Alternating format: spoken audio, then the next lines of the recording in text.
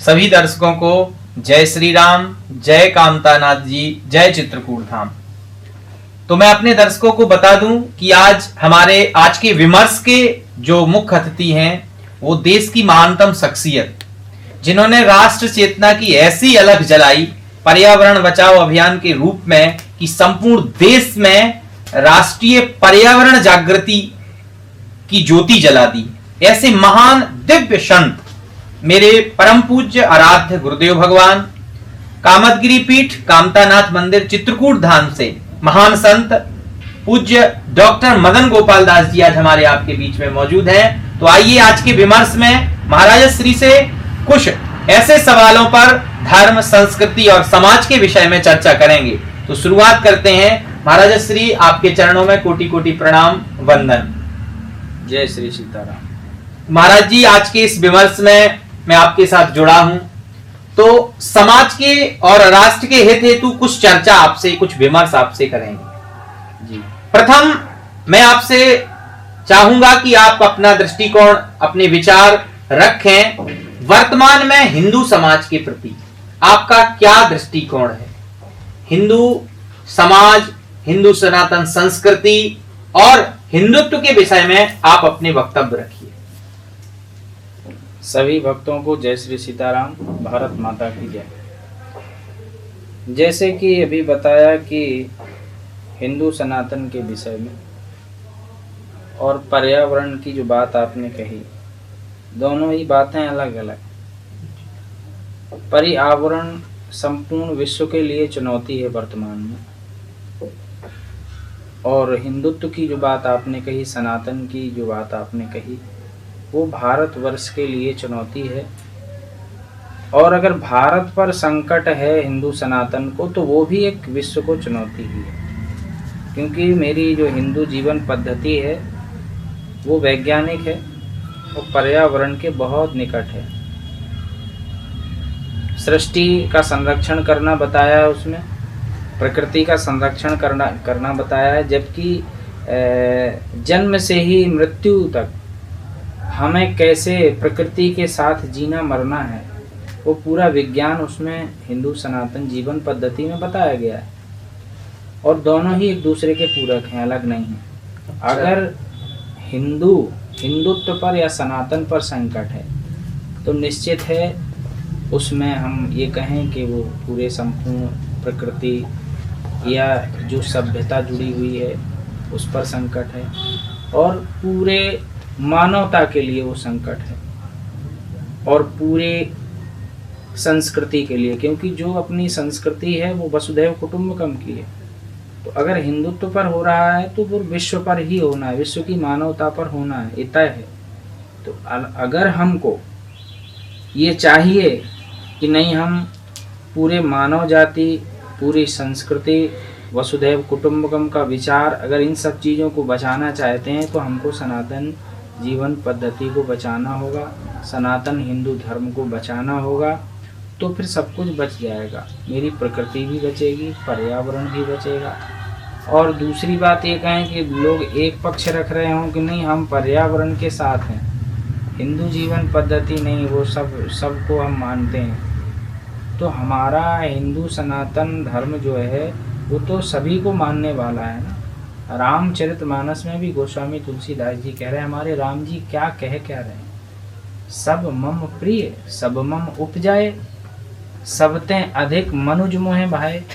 इसमें ये तो कहा नहीं मनुष्य के अमेरिका का या मनुष्य पाकिस्तान का प्रिय नहीं है, मनुष्य पेरिस का, जापान का प्रिय नहीं है, कि चाइना का प्रिय नहीं है, कि भूटान का, तिब्बत का प्रिय नहीं, कि बांग्लादेश का प्रिय नहीं, कि श्रीलंका का।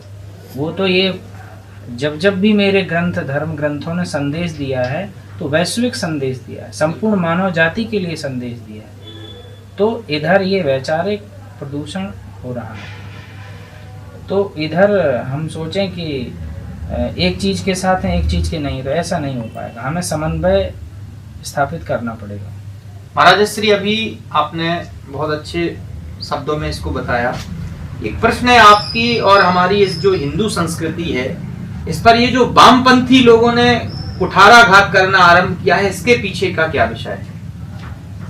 वामपंथी विचारधारा है वो ये मानते हैं कि और सब चीज़ें ढकोसला है, जो भी पूजा पाठ है वो सब ढकोसला है, ये सब नहीं होना चाहिए। शिक्षण संस्थान बने, अस्पताल बने, ये हो, जो भी संरचना है भौतिक संरचना हो, तो हम ये बात सभी से कहना चाहेंगे कि भौतिक संरचना हो ठीक है, लेकिन आप अंदर से खाली रहेंगे, आध्यात्मिक ऊर्जा नहीं रहेगी, तो हमें लगता है कि आप अंदर से पूरे टूटे रहेंगे, खाली रहेंगे, तो बाहर से आपको चाहे जितना सपोर्ट दिया जाए, चाहे जितनी बातें कही जाएं, हमें लगता है वो क्षणिक तो अच्छा लगेगा, लेकिन जैसे कि हम आप बात कर रहे हैं तो बात वाणी के माध्यम से प्रभाव छोड़ रही है, अच्छी लग रही, लेकिन जब तक वो अंदर नहीं उतरेगी तो इसका मतलब क्या होगा? ये तो थोड़ी देर चर्चा हुई, बस इसके बाद भूल गए।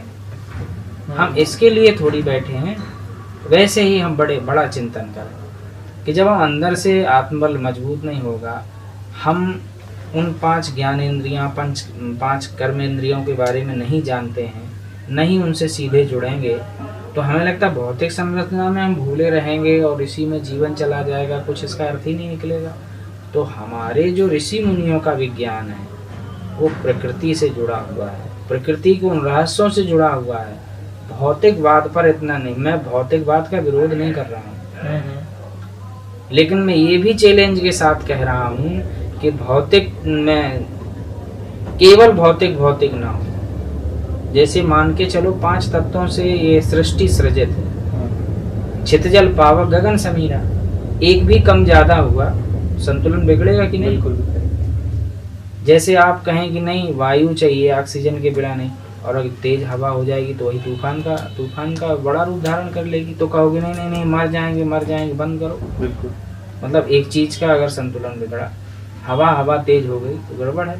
फिर कोई कहे नहीं पृथ्वी जरूरी है, पृथ्वी से ही तो पृथ्वी अगर गड़बड़ हो गई, ऑक्सीजन नहीं हो तो गड़बड़। तो ऐसे आकाश तत्व है, आकाश तत्व नहीं होगा तो ये आवाज, वाणी, या जो भी हमको यहाँ से ऊर्जा, वाइब्रेशन, जो भी चीज मिल रही है, तो आकाश तत्व, स्पेस कितना महत्वपूर्ण है भाई। आप उतनी दूर बैठे, यहाँ ये खड़े, तो सबको बराबर मात्रा में 5 चीजें मिल रही हैं कि नहीं?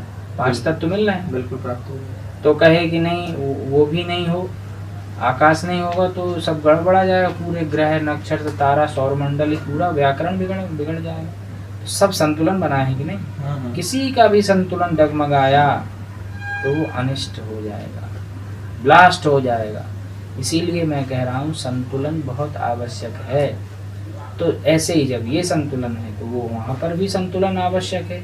आज वामपंथ कहे कि नहीं ये सब बेकार है, नहीं कैसे बेकार है? हमारे वेद कह रहे हैं ओम देव शांति, अंतरिक्ष गुण शांति, पृथ्वी शांति, इसको बेकार कैसे कहोगे? बोलो।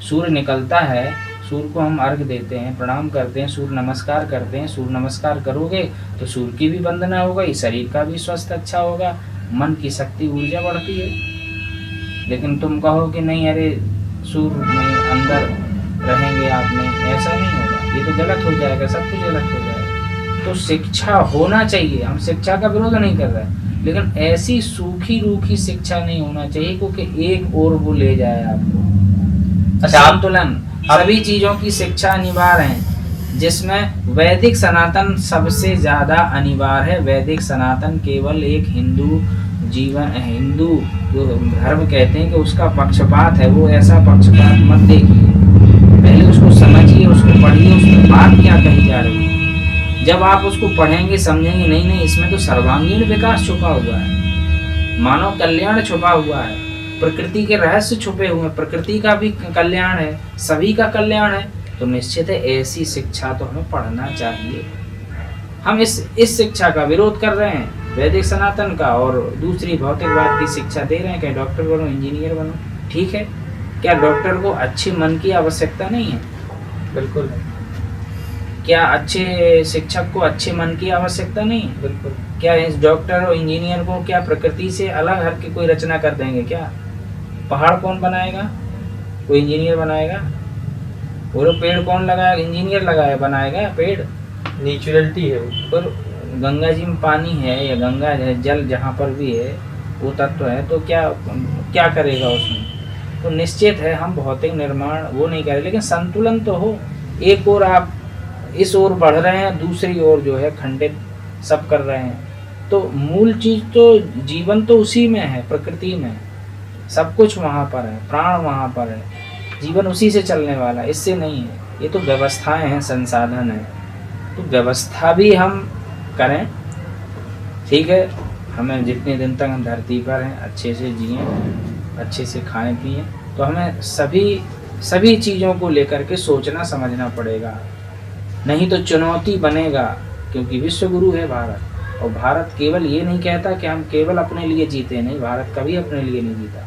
संपूर्ण ब्रह्मांड की खोज करके रखा है भारत के मनीषियों ने, विद्वानों ने। वसुधैव कुटुंबकम। हाँ, वसुधैव कुटुंबकम तो केवल पृथ्वी की बात नहीं, हम पूरी गैलेक्सी की बात कर रहे हैं, यूनिवर्स की बात कर रहे हैं, जिसकी रक्षा के लिए वो कहता है ओम देव शांति अंतरिक्ष शांति। ये कौन कहता है?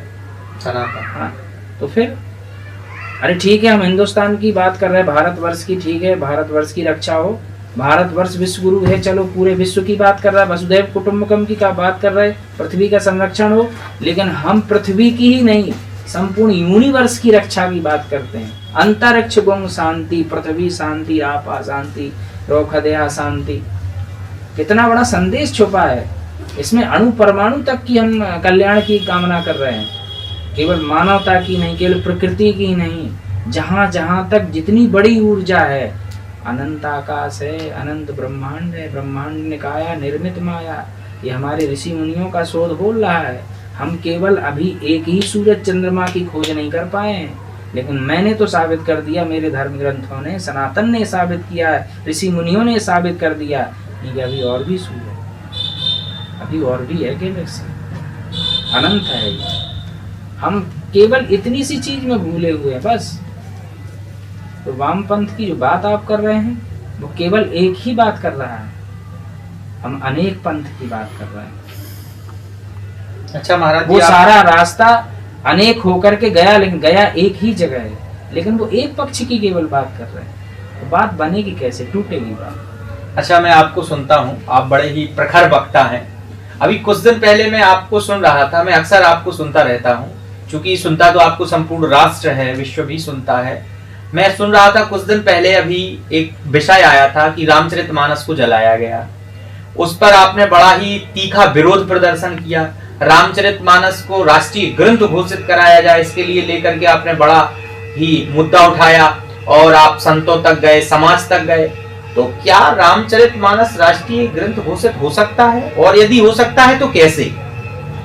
रामचरितमानस राष्ट्रीय ग्रंथ घोषित हो, मैं इसलिए ये बात कह रहा हूँ कि संपूर्ण जीवन की आचार संहिता रामचरितमानस है, आदर्श ग्रंथ है, आदर्श लोक नायक राम का चरित्र है, और कहीं से भी मानवता के लिए वो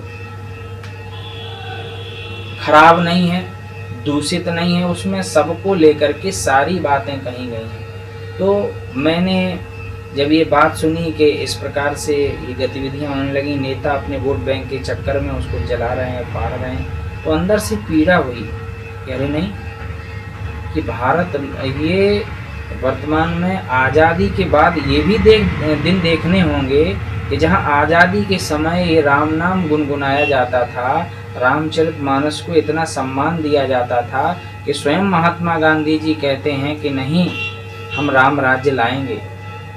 वो राम की बात करते हैं, हे राम कहते हैं, राम जैसा आदर्श जीवन हमें जीना चाहिए, ये स्वयं महात्मा गांधी जी कहते हैं उस समय जब भारत आज़ाद हो रहा था। और मैंने ये भी देखा है कि हमारे साकेतवासी अनंत श्री विभूषित साकेतवासी श्री महान प्रेम पुजारी दास जी महाराज ने रामचरितमानस का पाठ करवाया था जेल के अंदर, क्योंकि वो स्वतंत्रता संग्राम सेनानी थे।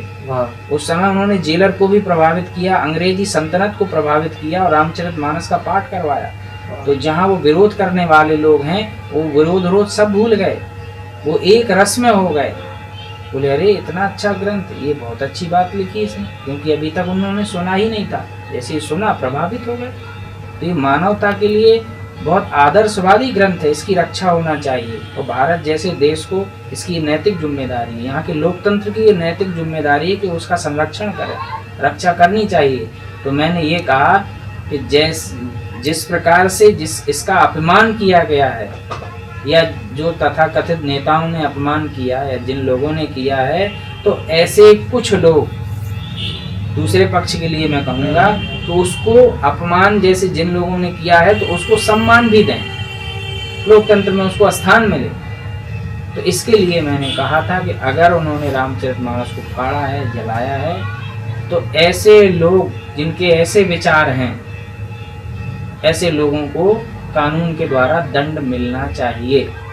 मैं ये नहीं कह रहा था कि कानून उनके हाथ में, अपने हाथ में ले लो कि उनको जला दो या उनको फाड़ दो या ऐसा कर दो ऐसा कर दो। उन्होंने जो किया सो किया, लेकिन ये लोकतंत्र का देश है, आप ऐसा कैसे कर सकते हैं?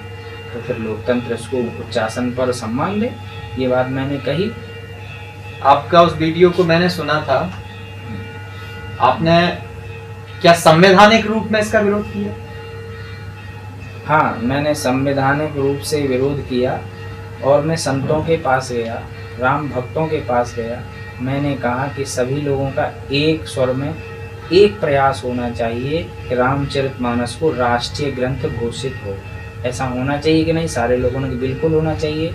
तो हमने कहा हम किस रूप में इस आवेदन को वहाँ तक पहुँचाएं? बोले हम सारे लोग एक साथ तैयार हैं। तो फिर एक योजना बनती है कि रामचरितमानस हस्ताक्षर अभियान चलाया जाए। जब करोड़ों करोड़ों लोग, लाखों लाखों लोगों के हस्ताक्षर वहाँ पहुँचेंगे माननीय प्रधानमंत्री जी के पास, वो बाध्य होंगे कि अरे इतने लोगों का ये प्राण है ग्रंथ, इतने लोगों की ये आवाज़ है, तो निश्चित है कि वह स्थान रामचरितमानस को उनको देना पड़ेगा, उनकी बात माननी पड़ेगी। और वहाँ पर रामचरितमानस को ऊपर रख कर के लोकतंत्र के अंदर कानून भी बनाने पड़ेंगे। और कभी भी कोई अगर ऐसी विधर्मी कोई ताकत खड़ी होकर के अगर आवाज़ उठाती है तो निश्चित है उसको कानून के द्वारा दंड मिलना चाहिए। फिर समाज जो दंड देता है, समाज उपेक्षा करता है या जो भी बातचीत करता है वो ठीक है, लेकिन कानून भी बाध्य होगा कि उसको तत्काल दंड दिया जाए। बहुत अच्छा विषय आपका ये था। महलों तक ही सीमित न रहे राम कथा, झोपड़ी तक भी हमें कथा ले जाना है। तो महाराज जी हम लोगों को ये प्रेरणा देते हैं, आदिवासी की झोपड़ी तक जाके देखो, जंगलों में जाओ, उनको अपनाओ, उन्हें भी कथा सुनो, क्योंकि उनके धुन में राम है, उनके मंगल गीतों में राम है, उनके हृदय में आज भी राम है आदिवासियों के। लेकिन हम उनके राम तक नहीं पहुंच पा रहे, हमें पहुंचना चाहिए, रामचरितमानस को भी ले जाना चाहिए। तो कहते हैं कि उससे समाज को जोड़िए, तो उन्हीं से ये सारी प्रेरणा मिलती है जो मैं कहता हूँ रामचरितमानस ये अभियान चले, हस्ताक्षर अभियान चले, और रामचरितमानस महायज्ञ भी हो। रामचरितमानस महायज्ञ बहुत दिन से एक पंडित जी हैं, आचार्य श्री राम कृपाल पाठक जी नौगांव वाले, वो बहुत दिन से कर रहे हैं, वो भी महाराज जी की प्रेरणा से। बाबा गुरुदेव भगवान श्री श्री 1080 महान प्रेम पुजारी दास जी महाराज ने प्रेरणा दी, वो तब से कर रहे हैं और अभी भी वो कामतगिरी पीठ में करते ही हैं प्रतिवर्ष। तो रामचरितमानस यज्ञ हो, ये भी महाराज जी कहते हैं। रामचरितमानस घर घर तक पहुँचे, ये भी उनका प्रयास है। और एक छोटा सा बालक जब से वो बोलना प्रारंभ करता है तो वो मानस की चौपाई ही बोले। जैसे किसी बच्चे का अन्नप्राश होता है, नामकरण संस्कार होता है, महाराज जी के कई शिष्य हैं, तो उस बच्चे को वो ये जरूर कहेंगे कि बेटा हो रामचरितमानस की हमको 5 चौपाई सुनाना। जैसे वो बोलना चालू करता है रामायण की चौपाई, बड़ा आनंद आ जाता है, पूरा परिवार प्रसन्न होता है कि मेरा बालक राम राम बोलने लगा, रामचरितमानस की जो है ये चौपाइयाँ बोलने लगा, कितना आनंद आता है। तो ऐसे महाराज जी संस्कार देते रहते हैं। और उनका तो ये भी प्रयास है कि मैं कामतगिरी संस्कृत विद्यापीठम जो खोला है महाराज जी ने, उसमें अभी वेद अध्ययन है, संस्कृत पाठशाला है, उसमें आधुनिक विषय भी, उसमें एक विषय इसके लिए भी उन्होंने कहा है कि रामचरितमानस की उनको लगवाइए और वो सारे लोग कथा सीखें रामचरितमानस की, और वो देश विदेश तक पहुँचे उसको लेकर के। ये महाराज जी का लक्ष्य है। और जो जो वो प्रेरणा देते हैं उसका थोड़ा सा ये प्रयास रहता है कि मैं सेवा कर सकूं, इसको आगे बढ़ा सकूं। जी महाराज जी, आपने आज की इस विमर्श के लिए अपना समय दिया, इसके लिए आपका बहुत बहुत धन्यवाद, आभार। जय श्री सीताराम। तो ये थे हमारे साथ आज के हमारे मेहमान, पूज्य कामतगिरी पीठ से, कामतानाथ मंदिर से डॉक्टर मदन गोपाल दास जी महाराज, जिन्हें अभी आप लोगों ने सुना, उनके विमर्श, उनके विचार। तो ऐसे ही विचार और विमर्श को सुनने के लिए आप लोग हमसे जुड़े रहिए। पुनः नई मुलाकात होगी नए सवाल, नए सवेरे के साथ। तब तक के लिए सभी दर्शकों को जय श्री सीताराम।